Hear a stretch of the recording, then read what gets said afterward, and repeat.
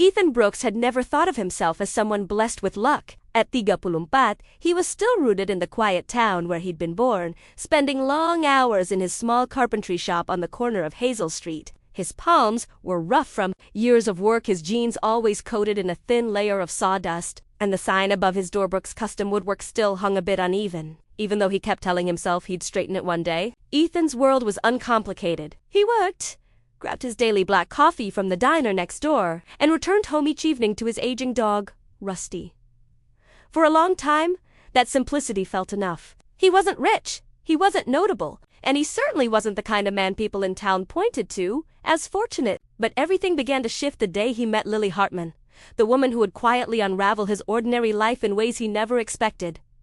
The morning was crisp when Ethan stopped by the local grocery store, heading straight to the hardware aisle to grab nails and sandpaper.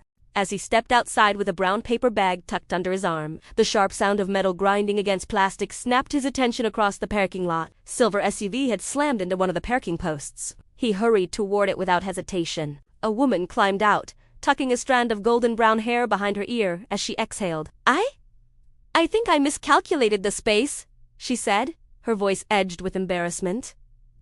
Is it bad? Ethan leaned in to inspect the damage. Just a dent. Nothing that can't be fixed. She let out a weary sigh. That sums up my entire week. He laughed softly. I'm Ethan. I usually fix furniture, but I can manage a bumper too. Her smile, though strained, held a gentle warmth. I'm Lily. I just moved here yesterday. That was the instant everything quietly tilted, though Ethan had no way of knowing it yet. Chapter 2.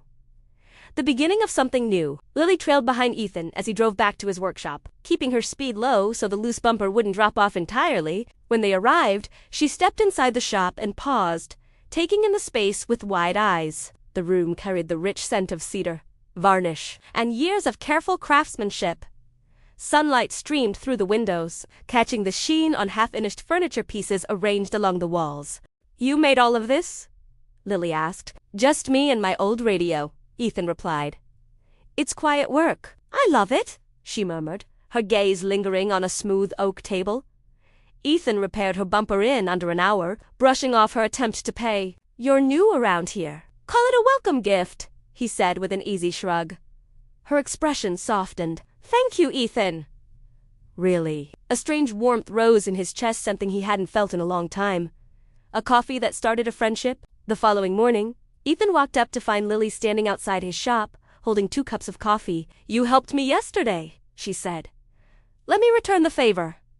He hesitated. Ethan Brooks wasn't the kind of man who received thoughtful gestures, but he accepted it anyway. They ended up talking for an hour about her new position as a graphic designer, her move from Chicago to escape constant chaos, and Ethan's quiet dream of expanding his workshop into something greater. Lily listened with a sincerity that made Ethan open up in ways he rarely allowed himself to. When she finally left, Rusty barked at him as if scolding. Took you long enough to make a friend. The project that changed everything. A week later, Lily returned, carrying a rolled-up set of blueprints. I need a dining table, she said.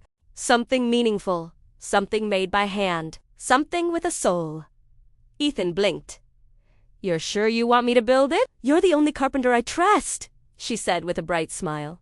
He swallowed, moved by a kind of belief he hadn't felt from anyone in years. In the weeks that followed, Lily stopped by the workshop every afternoon. She sketched out ideas while Ethan carved, shaped, and smoothed the wood.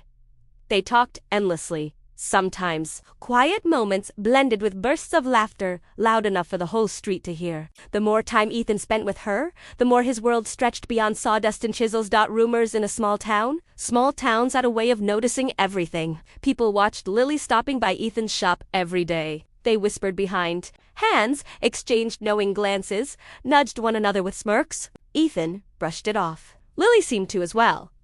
But one afternoon, while Ethan was smoothing the surface of the tabletop, Lily leaned against the doorway. People talk a lot here, she said quietly.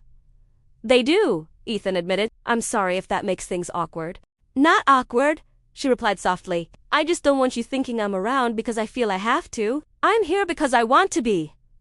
The words hit him harder than he expected. Yeah, he said under his breath. I like being around you, too. Trouble arrives. Just when everything seemed steady, life decided to twist. Lily's former business partner, a man named Corey, appeared in town without warning. He insisted she return to Chicago and help salvage a collapsing project. "I left that life for a reason," she told him, standing her ground. "I'm building something new here." Corey didn't care. He threw around threats, lawsuits, financial claims, anything to drag her back. The stress showed. Ethan noticed it the moment she walked into the workshop with eyes rimmed red. "Talk to me," he said gently. She told him everything. He listened, then rose to his feet. "Lily, you don't owe that man anything. And you're not facing this alone. You've got people who care about you. Me included." She looked up, startled. "You'd help me?" "I already am," he said softly. "Whatever decision you make, I'm with you." Those words became the shift neither of them had seen coming. The table and the truth.